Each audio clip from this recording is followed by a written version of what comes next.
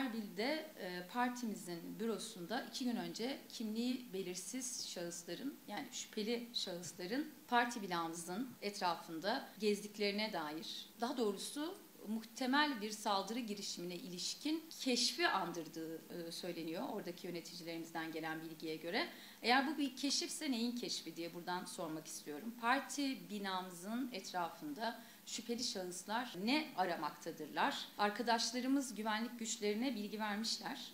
Hevler asayişi de binanın olduğu yerde önlem almış.